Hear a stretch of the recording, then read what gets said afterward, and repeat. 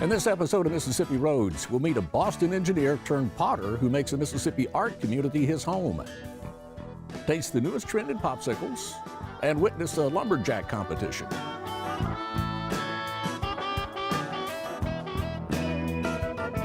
Down Mississippi Road, Mississippi Road. Hi, I'm Walt. Welcome to Mississippi Roads. We're coming to you from North State Street in Jackson. Now, where we are is near Midtown right over here and just down the street from the Fondren area. And all of that is kind of becoming the arts district of the capital city.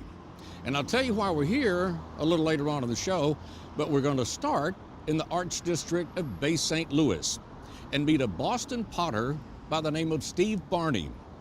Now, Steve was visiting New Orleans, took a side trip over to Bay St. Louis, and fell in love with the arts colony there. So he relocated to Bay St. Louis. But Steve's mission is a lot more than just making pottery.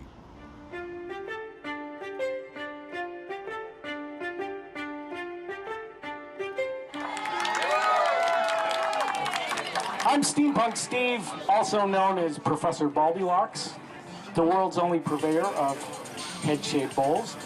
Also known as Webster, the upside-down potter, the only potter in the world who hangs upside down. So let me tell you a little bit about Steampunk Steve. A couple of years ago, I had this idea to build this crazy machine. It started here at the Ugly Pirate. I had no idea why I was doing it. I had no idea what the reaction was going to be. And look what's happened. This is the greatest thing ever.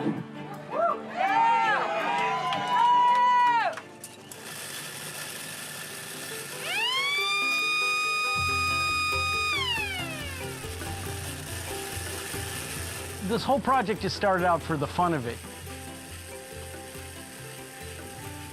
I guess what started was I found an old pottery wheel on eBay. It was manufactured in 1953 for the Sears and Roebuck Company, and it came without a motor. So we started out with an electric motor. Electric motors are notoriously hard to control the speed, so I had to use a bunch of different belts and pulleys to get the speed working right. Well, I've always liked to build things. My parents got divorced when I was young, and so I was raised by a single mother, and so she was kind of looking for stuff to do for me after school when she was working, and she put me in a pottery class. I just took to the wheel. There was something about the pottery wheel I liked. So I'm originally from Buffalo, New York. I went to college in Boston. After college, hundreds of us would come down from Boston, and between the weekends at Jazz Fest, we took the rental car, we would explore. That's where I discovered this area. It was really laid back. I just loved just the artsy nature of it. Then a couple of years ago, I decided my time in Boston was done and it was time to move down here. It was about 3 years ago that I went over to the museum in Biloxi, and something just really resonated with me. And I began to learn a lot about George Orr, and I became fascinated with not just his pottery, but his showmanship and the way that he really invented the whole genre of extreme pottery and pottery as performance art. I met Steve at one of our Orr festivals, I think it was about 2 years ago, and he came to me and approached me with this crazy, fantastic idea. Well, I wasn't sure what to think of it, but he told me that George Orr had come to him in a dream. He didn't tell me anything that it was going to involve. He just said he wanted to hang upside down and make pots and integrate arts back into STEM education. Science, technology, engineering, and math. STEM has been kind of all the rage for about 15 years or so.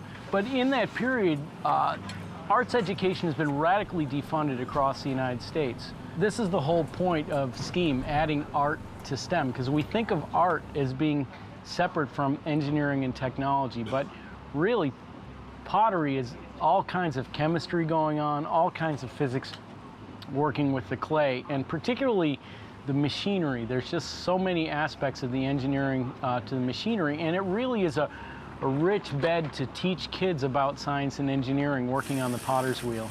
So what I'm really interested in doing is teaching STEAM principles through the experience of making pottery.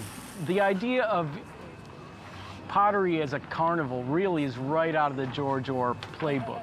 You know, we think of pottery as a solitary mission of somebody sitting at a wheel by themselves, but George Orr really inspired people to engage, to come in and put on a show and interact with the audience. He was a performer in the way that he dressed, in the way that he carried himself, in his pots. He was very theatrical. He was a visionary ahead of his time, and so in a lot of ways, I think it might be prudent to maybe say that there are similarities between George Orr and between Steve Barney.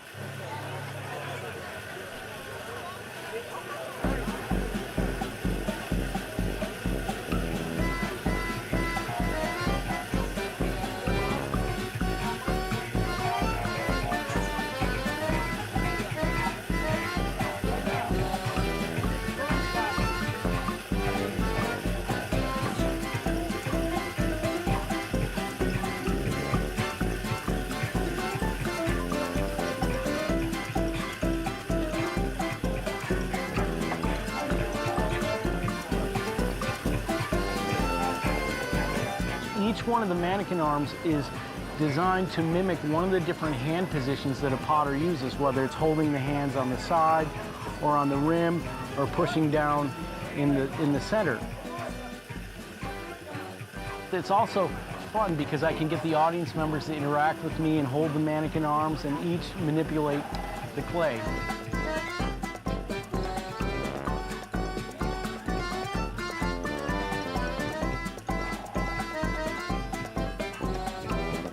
So I'm not the first potter to hang a pottery wheel upside down. By using gravity, we can make some really neat asymmetric organic forms that are tall and stretched out.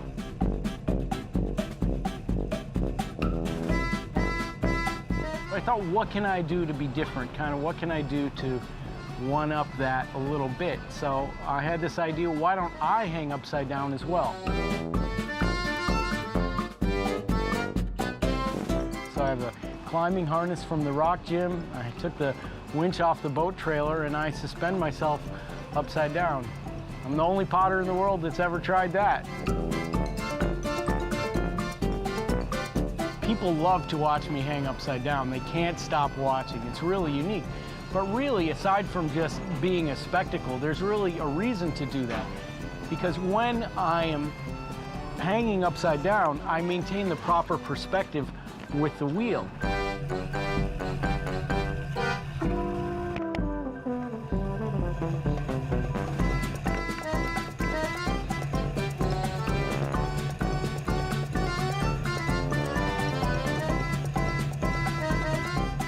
I was here at the Ugly Pirate on a Saturday night doing my performance. Now, one of the pottery wheels is a drill press which suspends the clay upside down.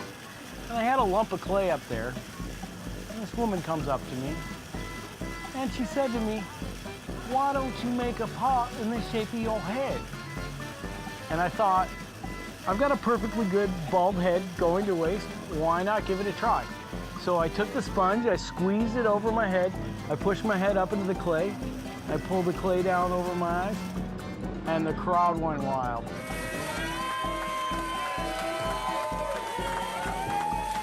People pay hundreds of dollars for spot treatments to get clay all over them. I get to do it for free. You know, I can't even imagine doing something like this in Boston. The people, the whole community of Bay St. Louis has just really come out to support me. Matter of fact, you know, Bay St. Louis really, I can't even imagine doing what I'm doing anywhere else.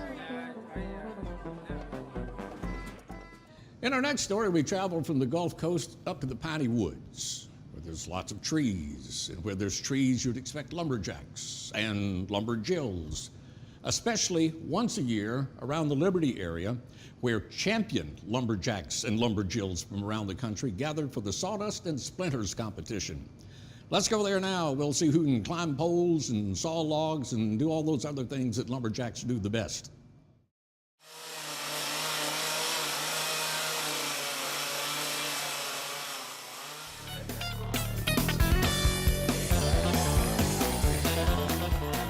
We're at the Vance Park just outside of Liberty, Mississippi. This is the 3rd annual Sawdust and Splinters Festival, and new location, new venue, beautiful facility, beautiful grounds. We've got chainsaw carvers and lumberjacks and lumberjills from around North America, US, Canada, all over the country that have come here to showcase their talents and also compete for prizes and money in a whole host of different events.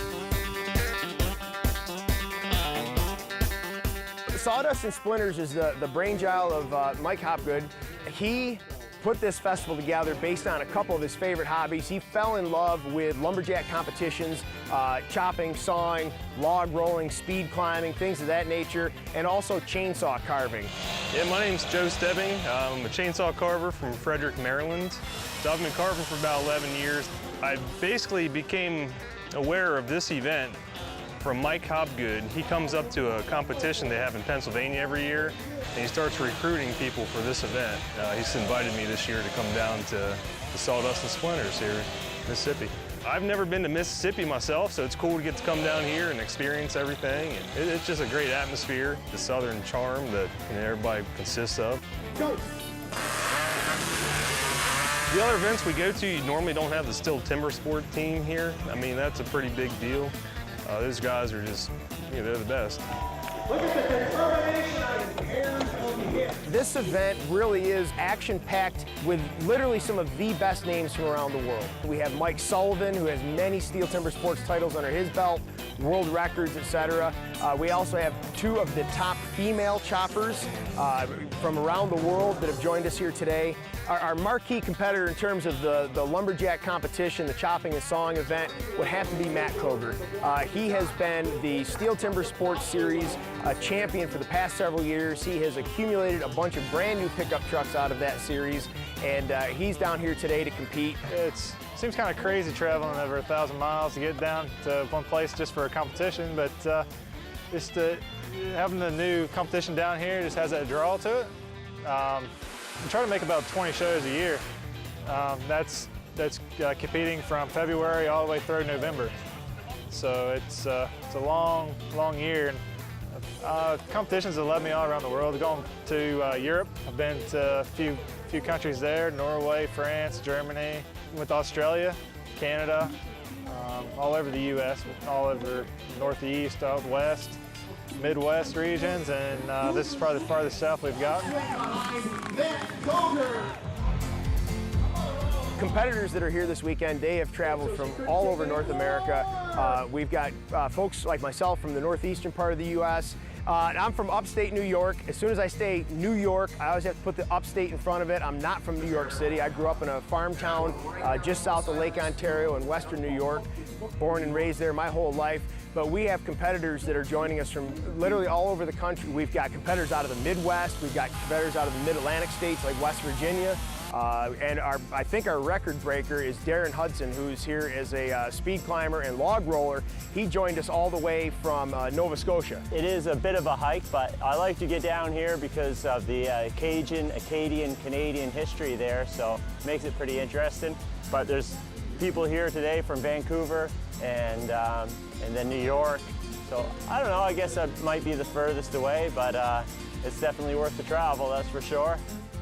I love coming down to the south here. It's a whole different world for me. To see y'all and getting the hospitality is definitely quite a privilege. Mike approached us at the World Championships a few years back, and he came up and invited us personally to come down and be a part of this event. I've won 7 world titles in the log rolling, and it's an event that runs in my family for years and years and years. But officially now I'm really retired from the sport. I don't compete at the World Championships anymore. But since Mike, specifically asked me to come down, I thought I'd honor him and be a part of this event, and I don't regret it one bit because he's quite an organizer and puts on a great event. Darren Hudson, he's had a wicked long trip to get down here, but I think that's just a testament to what this event is and the caliber of competitors we can draw and how far we can pull them in from. People are not going to drive and fly across the continent to be here for some, you know, hayseed operation. Well, this whole thing got started a few years ago, maybe 4 or 5 years ago when I met Mike Hobgood. He came to the World Championships in Hayward, Wisconsin, and we sat down and talked, and he told me he wanted to start an event in Mississippi, and he eventually wanted it to become as big as the World Championships. And he asked me if I'd be interested in helping him, and I said, yeah, not a problem, I'd love to. And we've done it for 3 years now, and it's just been a kind of a growing thing. It's in its infant stages. You know, the announcer this morning said he started out big, but yeah, he has started out big. Usually most shows started in a field with a pickup truck and a bunch of guys, you know, kind of thing. But, you know, he got into it big right away, which is good because we can only go up from here. Instead of hitting the ground walking or crawling, he absolutely hit the ground running. This event exploded right out of the gate with big venues. You know, instead of setting 40 or 50-foot climbing poles, he brought out proper 90-foot climbing poles right out of the gate. Last year he decided he wanted to have log rolling, burling in the water, and so lo and behold, they dig a burling pond, line it with plastic, the fire department comes and floods it, and whammo, we've got log rolling. So it really is his brainchild, but it becomes the work of so many volunteers in this area, and it's a great asset to the community of Liberty. But it takes a lot of just different people putting different things and pieces and parts together. You know, organizing, getting people here at the right time, having this person do this, that. You know, and Mike's a good leader in that way of, you know, delegating to different people to do different jobs, you know, and it is a lot of work.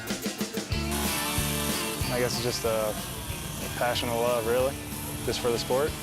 So, like, once you get it in your blood, you just can't get it out. It's just there. And, yeah, I figured while I'm doing it, I might as well do the best I can and try to win the most titles I can just for the sake of the sport. And maybe eventually, you know, it'll get to a point where it'll be, you know, a little bit bigger than what it is even. As competitors, we just want to see this go. We want to see it to get bigger, you know, bigger, better, more prize money, you know, the whole thing. We just want it to be bigger and better, more competitors, you know, really turn into a full-blown, big, huge show. And like I said, be the biggest show in the Southeast. I can't see this competition going away. It's in its infancy, but it's already leaps and bounds ahead of where a lot of other competitions are at this stage. So I'd love to see the crowd numbers keep going up. I want to see us just pack this park venue here outside of Liberty, and I want to see more competitors coming in and just continue to grow.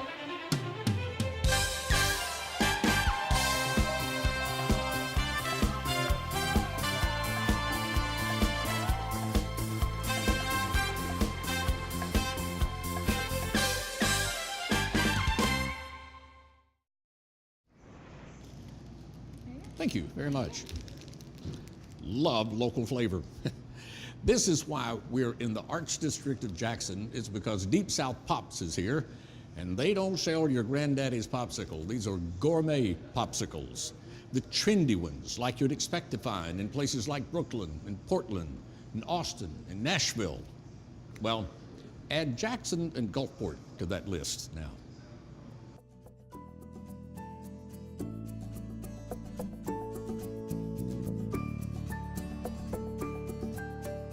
We got the idea to open the shop from several other businesses around the Southeast that we had been to and enjoyed. I love Pops.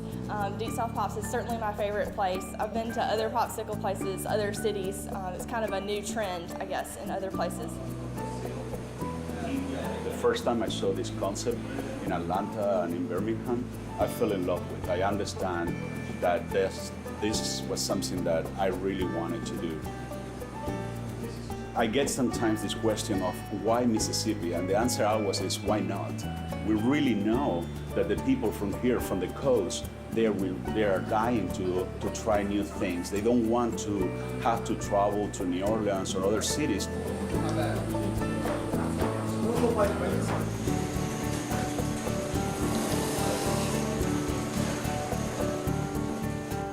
What I always tell my customers is I can tell you everything about our popsicles. I can describe it, I can tell you where the products come from, what is each ingredient, but until you don't taste one. And that first popsicle is super important for me.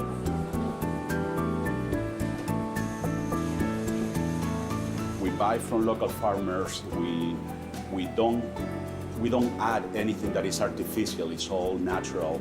We use only pure cane sugar from Louisiana, or we have an incredible farm here that we buy the honey from that is also raw and organic. So you know what you're eating.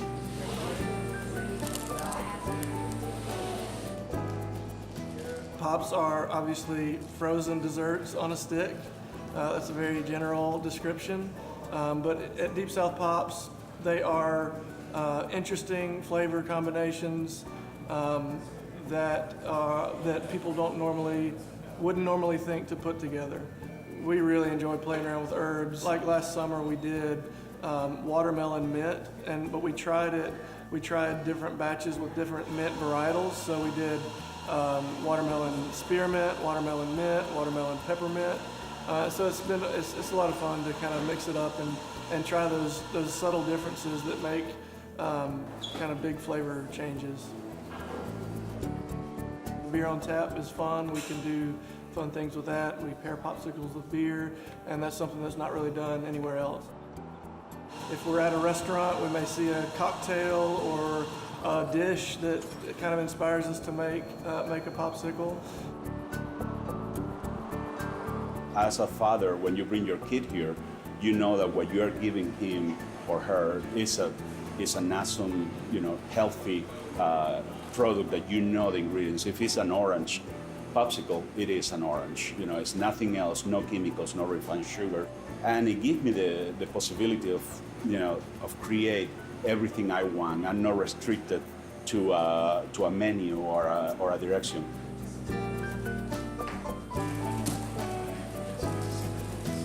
All the products that we use, we get from either local farmers or our purveyor that sources them within that perimeter of 150 miles. They're out of the ordinary. They're made with everything that's really fresh, and you taste every ingredient. They're healthier, they're fun, and the fact that they change a lot makes it more exciting, and people come in on a regular basis just to see what's new. Definitely one thing that we don't do is boring popsicles. Life is too short for that. We chop the fruit, we juice the fruit, depending on what kind of pop it is. But basically we put the ingredients together, mix them up, put them in a freezer, unmold the pops, and bag them.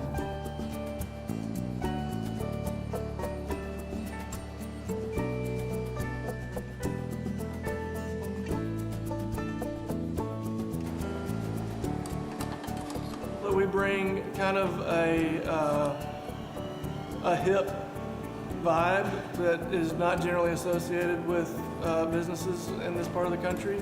But more than that, we just bring passion for this community and the things that we make and our customers.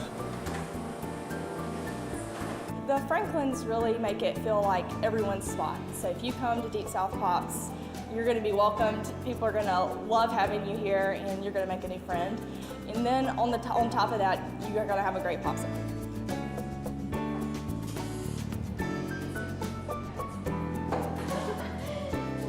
The thing I enjoy the most is meeting the customers and spending time with them. I've gotten to know a lot of really great people. We were fairly new to this community, really, when we started the business. We had only been in Jackson for a couple of years. Even outside of this neighborhood, just the city of Jackson and the surrounding areas have really been well to us.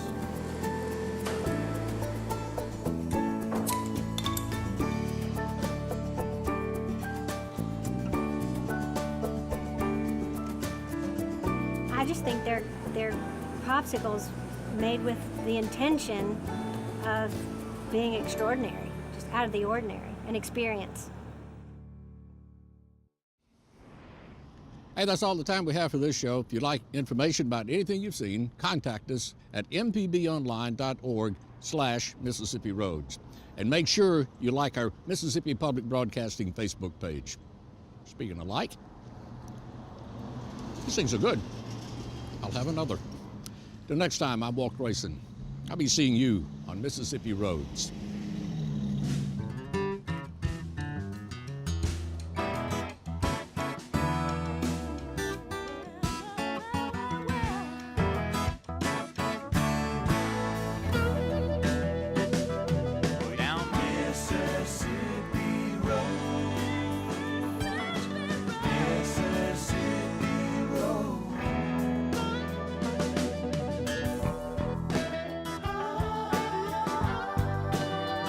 Mississippi Roads is made possible in part by the generous support of viewers like you.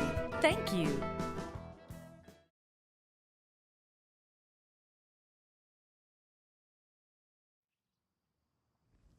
Hi, I'm Walt Grayson. You know, we really enjoy bringing you Mississippi Roads every week. We appreciate you watching it. And we really appreciate those of you who support Mississippi Public Broadcasting, because your support of MPB not only helps programs like ours stay on the air, but other MPB productions. Your contributions support everything from MPB original documentaries to MPB radio shows, to MPB's literacy outreach programs in homes and schools statewide, to programs like our reading services for the blind and our emergency communication services during hurricanes and other disasters. You see, we do a lot of MPB, and we depend on you to help us do it. If you'd like to contribute now, please go to our website, mpbonline.org, and click Donate Now in the top right corner. Because when you do that, you're helping MPB help all Mississippians. Because like we say, Mississippi is our mission.